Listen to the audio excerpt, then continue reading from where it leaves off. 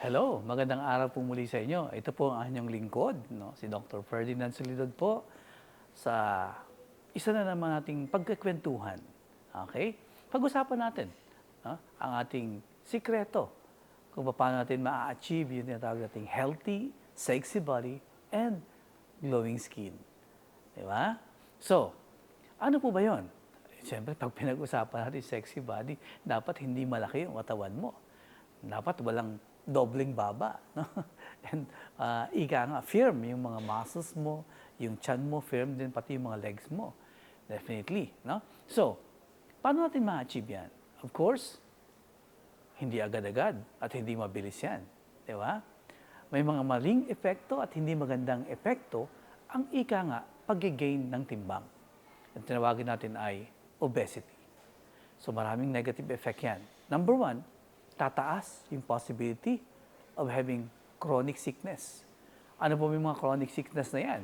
Siyempre, hypertension, stroke, diabetes, breast cancer, colon cancer, so on and so forth. Napakarami po. So ibig sabihin, obesity alone is a risk factor for all this type of sickness. Di ba? So, what else? Joint problems. Siyempre, mabigat ka eh. So pag mabigat ka, malaki yung binubuhat ng iyong mga joints, there's always that big possibility of having stress sa joints mo. So pag nagkaroon ng stress sa joints, it will lead to a sickness known as osteoarthritis. Diba? So, what about other problems like breathing problem? Alam niyo po, maraming respiratory issues na pwede nating makuha sa pagkakaroon ng obesity. No? Katulad halimbawa ng asthma. Di ba? Pwede kang magkaroon ng allergic symptoms. And of course, ito yung pinakamabigat, yung sleep apnea na tinatawag. Di ba? Ito yung tipong habang natutulog ka, parang umihinto yung paghinga mo. Di ba? So that's because of obesity. Okay? So what else? High blood pressure. Tataas ang blood pressure mo. Siyempre, obese, it leads to a lot of issues. Isa ito sa risk factor ng pagkakaroon ng hypertension. So, hypertension definitely synonymous to high blood pressure. Di ba? And ano yung pinaka-worst scenario? Stroke. Di ba? So, yan ang pinakamahirap. So, what about other issues related to it? Digestive functions. Di ba? May problema rin tayo dito. Alam niyo ba na kapag sobrang malakas ka kumain, nag-gain ka ng weight ng sobra, posible kang magkaroon ng issues with your gallbladder, with your liver as well. Gallbladder, pwede kang magkaroon ng bato sa tinatawag nating gallbladder or gallstone. Di ba? Sa liver, magkakaroon ng issues yung atay mo. Magkakaroon ka ng fatty liver. Di ba? The most common reason why you have fatty liver is obesity. Definitely. Okay? So, what else? Risk during pregnancy. Alam niyo po, marami ito. Kapag nagbubuntis kayo at medyo napapasobra ang gain ng timbang mo, pwede kang magkaroon ng tawag nating gestational diabetes. Pagkakaroon ng pagtaas ng asukal, secondary to pregnancy. Ang isa pinakamahirap dito, yung tataas ang blood pressure mo. Ang tawag natin doon, preeclampsia. Di ba? Pag tumaas ang blood pressure mo, at pwede kang magkaroon ng seizure, eclampsia na yun pag nagkaroon ka ng seizure. And definitely, kapag nagkaroon ng eclamptic episode, cesarean ka automatic. Diba? So, negative effect po yun ng obesity. So, what else? Psychological and social effect. Definitely, bababa ang self-esteem mo. Maraming bully dyan sa paligid natin, di ba? So, yung iba, ibubully kayo. There will be social discrimination. Diba? And may mga tao na kapag nabubuli, bababa self-esteem, magkakaroon ng depression, anxiety. Those are psychological effects of being obese. Diba? So what else? Definitely yung quality of life will be affected. Bakit? Kasi yung mobility mo, yung paggalaw, diba? Limited yung physical activity mo. Kunting lakad lang, pagod ka na. So how do you enjoy traveling? Diba? Hindi mo ma-enjoy yon. So yung quality of life, bababa. Diba? So that's one effect also of obesity. So, knowing all this, paano natin ma-avoid yung mga problema na yan? Can we avoid them? Yes, of course. 'Di ba? Unang-una, kinakailangan kumain ka ng tama. Healthy food intake. And kung maaari nga, mag-calorie counting ka pa eh. 'Di ba? So, ibig sabihin, based on your height, kinakailangan may certain level lang ng kinakain to attain the rightful, yung pinakatama po na timbang. 'Di ba? So, pangalawa, kinakailangan may exercise, may ehersisyo. And dapat you have to be consistent about it. 'Di ba? Tamang pagkain, tamang ehersisyo, and you have to be consistent about it.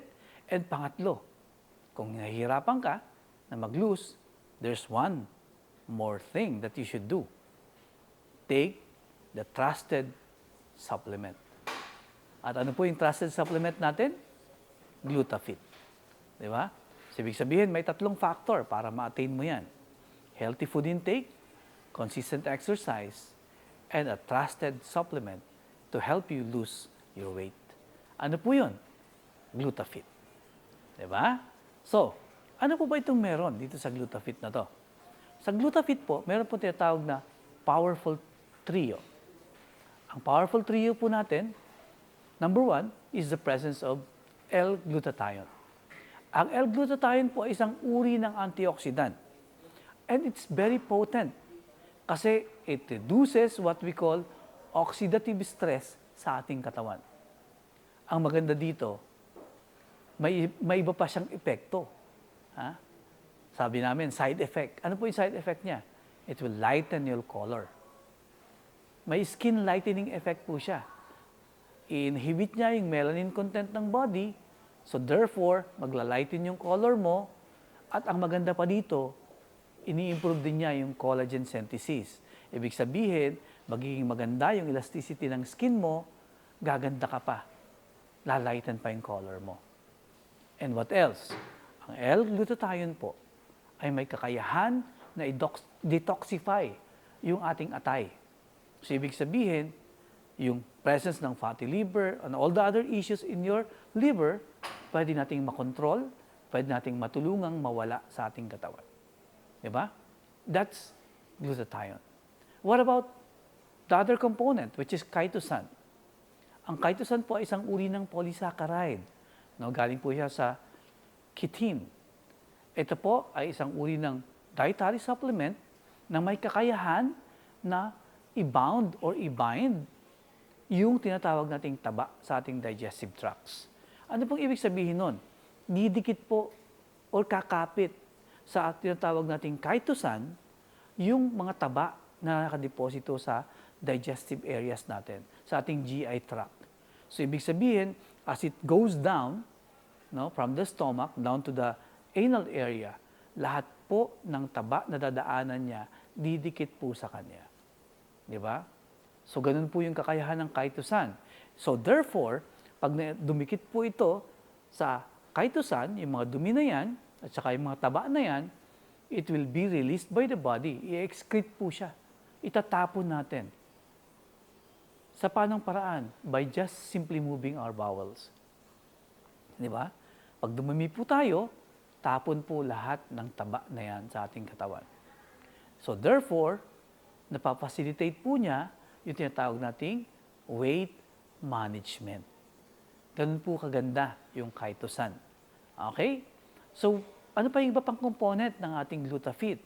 Of course, meron tayong tinatawag na hydroxyproline. Ang hydroxyproline po ay isang uri ng component ng collagen. At maganda ang role niya. Very crucial ang role po niya sa pag-stabilize na tinatawag nating collagen fibers.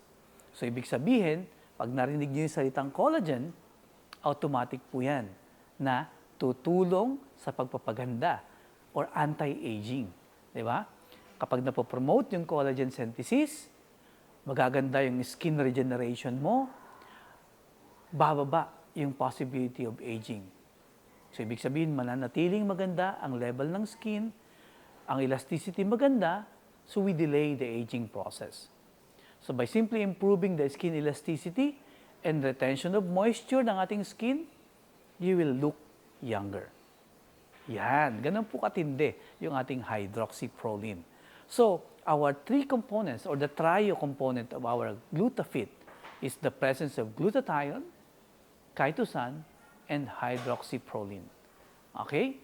So, ano na po ang mga benepisyo na makukuha natin generally kapag may combination ng tatlo? One, lightening of the skin. Diba? It reduces the pigmentation sa ating mga mukha. Diba? Rejuvenation of the skin because of the presence of hydroxyproline. You delay the aging process, you improve the skin elasticity, and you retain the moisture in the skin. Diba? So, what about the overall health? Definitely. Dual po yung action niyan. Anti-aging and good skin health. Ganun katindi. So, sa pamamagitan po ng pagtitake ng ating Glutafit, we reduce the weight, we manage your weight, we make you beautiful. Di ba? And we make you sexy. Diba? Ganun katindi, ha? So, healthy na, sexy pa, maganda pa. Di ba? Ganun po yung magiging outcome ng pagtitake ng ating Glutafit. Ayan. So, bakit po siya effective sa weight management? Nabanggit natin kanina, sa digestive tract, from the stomach, isa po siyang fat binder. So, lahat po ng taba, didikit sa kanya.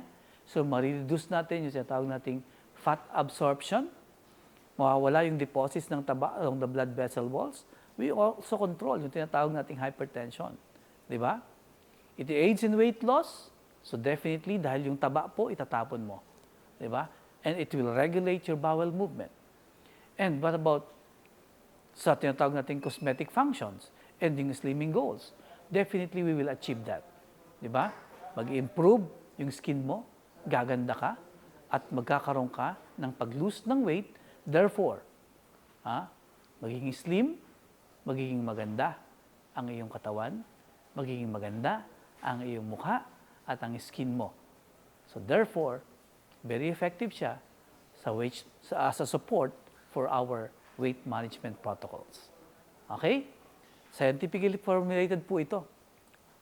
Ano pong ibig sabihin nun? Scientifically formulated po. Ibig sabihin, maganda po yung source, maganda yung quality, maganda yung extraction procedure, meron tayong tinatawag na microencapsulation, meaning po, yung technology po sa paggawa ng ating Glutafit ay napakaganda. At meron tayong tinatawag na stringent quality control. So yung safety, efficacy, bioavailability ng product, especially yung tatlong component niya, ay napakaganda at mataas po yung level ng bioavailability. And with that, magagaranti natin yung resulta. Okay?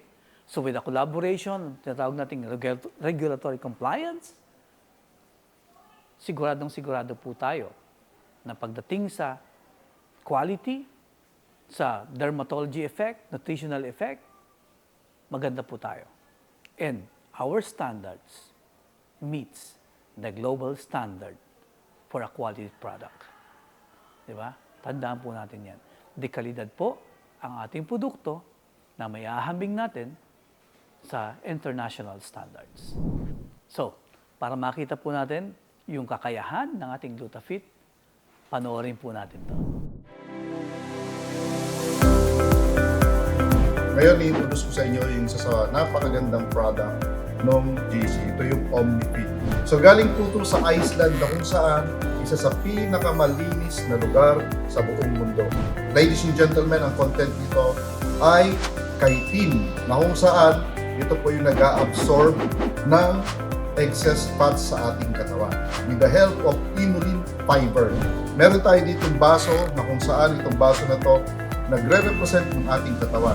Kapag tayo po ay kumakain at nakakain na ng mga solid food, madalas nating kainin ay mga pagkain rich in oil. So ito po yung gagawin ng ating OmniFit. At least dalawa po ang pinumin po natin. So depende po yan sa body weight natin. So siyempre, kainin mo to or inumin mo siya ay 15 to 30 minutes before ka kumain. At yung oil, nakikita nyo, may mga unti-unting bumabagsak na dahil na-absorb na yung oil ng creatine natin at makikita niyan, i-eliminate yan ng ating katawan. So ayan na! So nakita nyo, bumagsak siya as in talagang buong buo. So yun na po yung trabaho ng chitosan at saka inulin fiber para ma-eliminate yung excess fats or oil sa ating katawan. Paano ka naman papayat? Okay? Paano ka papayat? Ganito po yan. So, before ma-absorb ng ating katawan, yung mga oil na yan, ilalabas na po yan.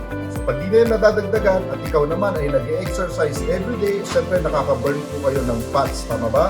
At yun po ang dahilan para ikaw po ay pumayat. Be fit with OmniFit.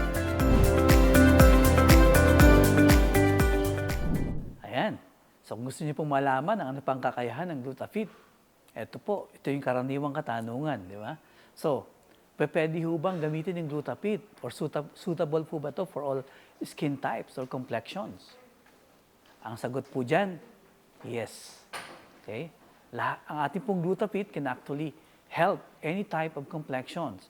It can cause skin lightening, di ba? It can address pigmentation or dark spots, di ba? It can even promote even skin tone and radiance.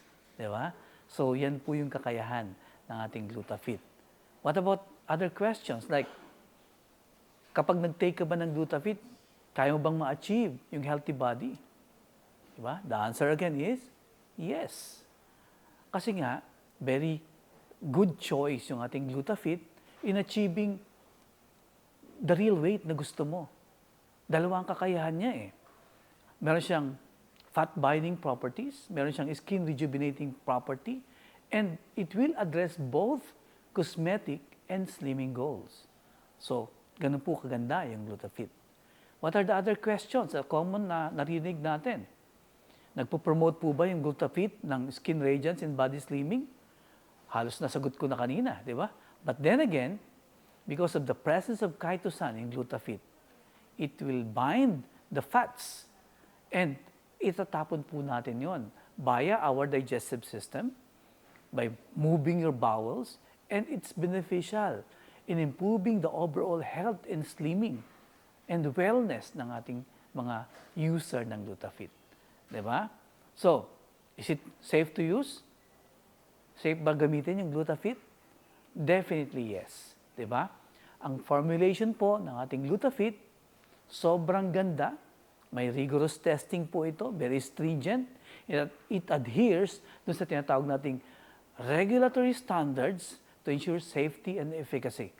Sabi ko nga kanina, it is actually living up with global standards or international standards. So definitely, safe na safe po yung ating GlutaFit. So ito pong muli ang inyong lingkod, Dr. Ferdinand Soliod po, Medical Director ng JC. And of course, to finally wrap it up, dapat healthy ka, sexy ka, and maganda ka.